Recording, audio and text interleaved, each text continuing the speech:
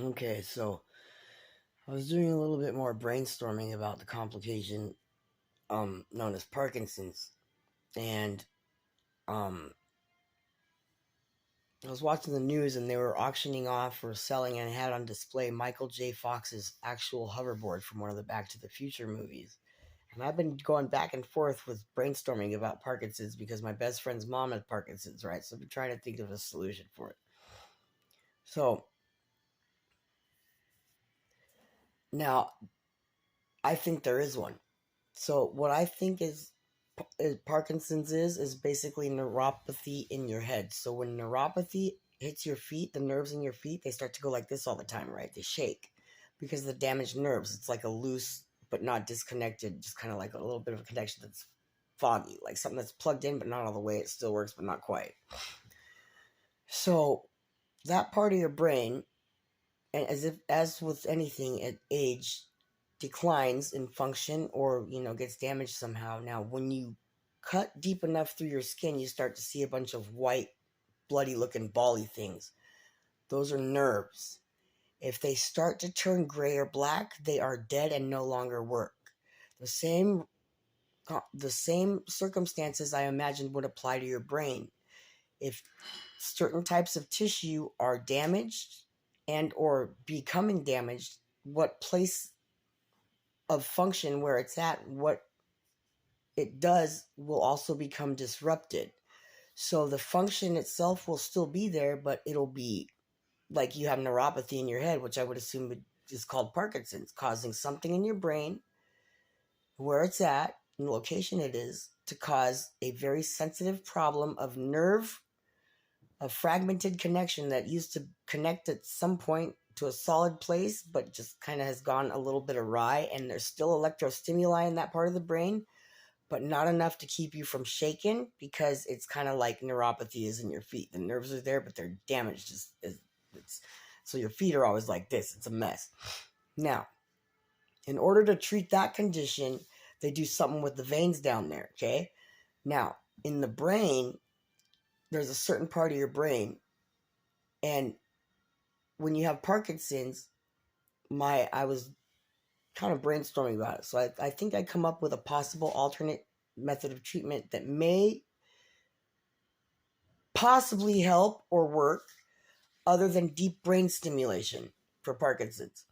Now, my theory is I can't pronounce his name. He's an Indian doctor. He's a neurologist. His name is Dr. R. And if he's on YouTube, he is on YouTube. But Dr. R's work on phantom theory, when he travels, to different spots, and people have different complications. The one I saw was about somebody that had an amputation. And in some cases, after you have something amputated, not all, but some, part of the brain is so sensitive that you actually still feel pain in the arm that is now gone. Just an example. So that's what he calls phantom. So phantom limb. So the function itself was there, but the limb that the function was to is gone. So now, even if the limb is gone, your brain still feels pain because the receptors are still there working for the arm that the brain hasn't adjusted to that it's gone yet. So in some cases, pain, you'll have painful sensations in an arm that's not there, but you'll feel it. It's weird. So aside from that, I applied the phantom limb theory somewhere else. I reverse engineered it, attached it to something else, hoping to accommodate some nervous system endings later. But I'm reverse engineered the phantom theory. So instead of having something there that was cut off, I put something there that needs to be put on to enhance it so the nerves can be plugged in right for maximum sensation later. Anyways, that's beside the point. Now, here's what I'm getting at about the Parkinson's. That part of your brain, whether or not you can see it on a high contrast or regular contrast, I don't know, a CT scan, the areas of the brain that are affected by Parkinson's may or may not be surrounded by or mixed with, depending on the damage and extent in the area where it's at, nerves that are no longer alive, but rather turning gray and or black and dying parts of them. So the functionality of the brain in that area is still there, but it's causing shakes. Now, Dr. R's phantom limb theory, I believe, can possibly plug in here only because we only use about 10% of our brains the entire life, which means you can actually, and it's possible, move the function that's causing the problematic things with the Parkinson's and the dead nervous tissue mixed in with it. Because I'm guessing that's what it is, causing the brain to function not quite as good. The nervous system's not quite a spring chicken it used to be. And there could be damage to the brain, may or may not have had a head trauma in the past that may have caused blood or bruising on the brain, causing nerves to die later down the road. But it's a slow death. It's the nerves, especially if they're not exposed to air. But if there's blood and bruising, it can damage the nerves. I don't know if you could see the color of the nerves through any type of those CT scans to even process that out clearly to tell.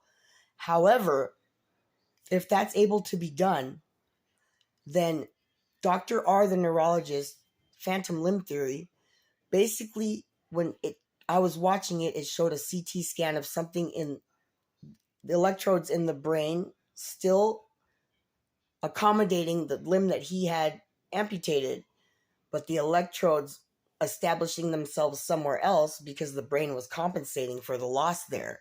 And he showed it there. So I'm thinking whatever damage is where on what brain for Parkinson's or whatever. It's right now I'm talking about Parkinson's. So the causing of the Parkinson's, I think, would be a couple of a combination of nerves that are in their proper functioning state and not defective, but just a little bit aged, a little bit loose, and not quite as tight in place. And depending on whether or not you've experienced head trauma or any type of concussion or blood and bruising, I have no idea. But for whatever reason, the nervous system in that area has started to decline in function. But it's not the end of the world. Taking that electrostimuli and synthesizing it into another part of the brain capable of performing that function. We have lots of brain that we don't use. We only use about 10% of our brain the entire life, which is usually consisting of 12 years of mandatory schooling and a chosen profession.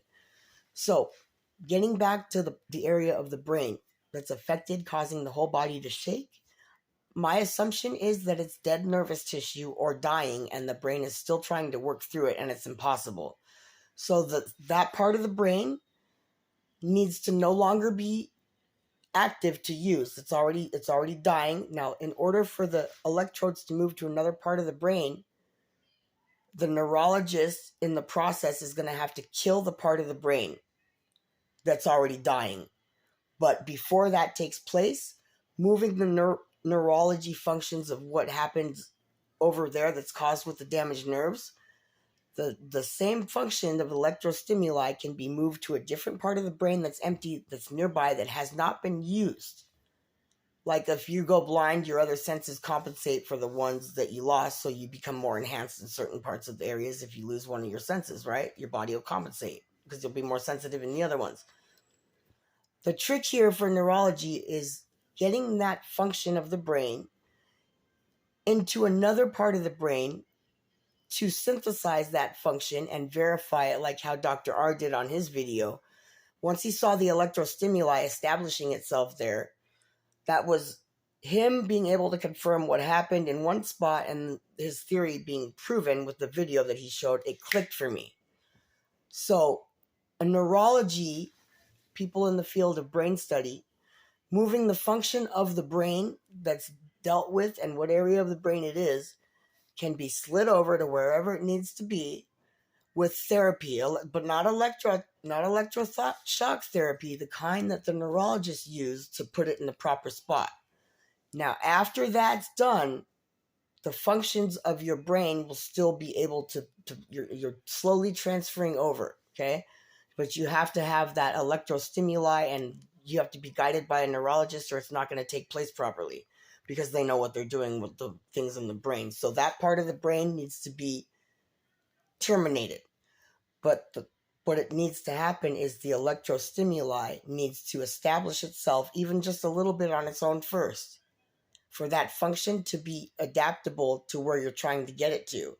And then the neurologist to take it out of that part of the brain that's damaged already in your brain from the Parkinson's, moving the functions that are proper and excluding the shakes, would be taking that whole part of the nervous system, sliding it over, and taking the rest of the nerves that are dead or dying and killing that part of the brain altogether after the electrostimuli has already been slid over for the function to be adaptable somewhere else in your brain, where nervous system tissue may not be dead or dying or damaged yet, and killing off the tissue that's already turning gray in that part of the brain, causing your functions and your nerves to decline and the rest of your body to shake. That's my theory on what Parkinson's is and how it's caused. I just snapped in my head earlier.